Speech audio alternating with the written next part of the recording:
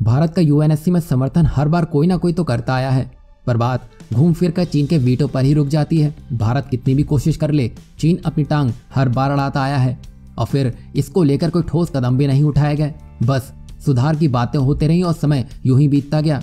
पर अभी जब अमेरिका में सत्ता परिवर्तन हुआ है तो शायद ये लग रहा है कि भारत को सकारात्मक खबर सुनने मिल सकती है, क्योंकि जो बाइडेन ने चुनाव से पहले अपने नीति पत्र में कहा था कि उनकी प्राथमिकता में सबसे ऊपर है कि वो भारत को संयुक्त राष्ट्र सुरक्षा परिषद में स्थायी सदस्यता के लिए भारत का समर्थन करेंगे। इससे ये समझा जा सकता है कि जो बाइडेन भारत के मुश्किल हल करके ही दम लेंगे। पर ये सब तो चुनाव से पहले की बातें थी। अब जब डोनाल्ड ट्रंप सत्ता से जा चुके हैं और जो बाइडेन सत्ता में आ चुके हैं तो जो बाइडेन को तो अपना वादा पूरा करना चाहिए। पर शायद अब ऐसा लग रहा है कि जो बाइडेन ठंडे पड़ गए हैं और उन्होंने जो भी वादे किए थे वो लगता है सब वोट बैंक की राजनीति ही थी। क्योंकि अभी अमेरिका का हालिया बयान सामने आया है, उसमें कहा गया है कि संयुक्त राष्ट्र सुरक्षा परिषद में भारत की स्थायी सदस्यता को लेकर अमेरिका का बाइडेन प्रशासन अपना समर्थन देगा या नहीं, ये अभी शंका का विषय है।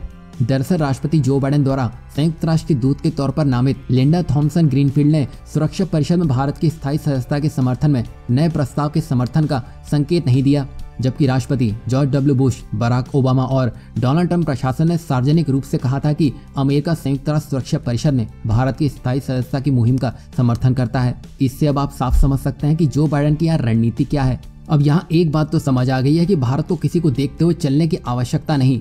अगर भारत ऐसा करेगा तो चीन का वीटो होगा और दूसरे देशों की बस सहानुभूति होगी और ये समय बस यूं ही खिसकता जाएगा। यहाँ हम आपको बता दें कि जब भारत और चीन के बीच सीमा विवाद चल रहा था और दुनिया में कोरोना संकट के बादल मंडरा रहे थे, उसके बीच सुरक्षा परिषद में जबरदस्त समर्थन के साथ भारत ने 8वीं बार अपनी स्थायी सदस्यता का आगाज किया। इससे ये साफ समझा जा सकता है कि आज भारत अपनी लड़ाई खुद लड़ता है तो उसको जीत मिलती ही मिलती है।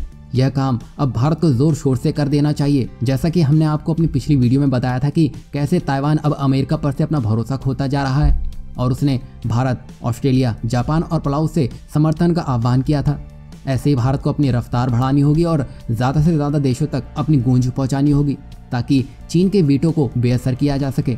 यहाँ भारत ने जिस तरह वैक्सीन मुहिम शुरू की है और दुनिया के देशों तक इस संकट की घड़ी में अपना हाथ आगे बढ़ाया है, उससे अब वो दिन दूर नहीं जब भारत हाथ खड़ा करेगा और सभी देशों के समर्थन के हाथ भारत की तरफ झुके होंगे।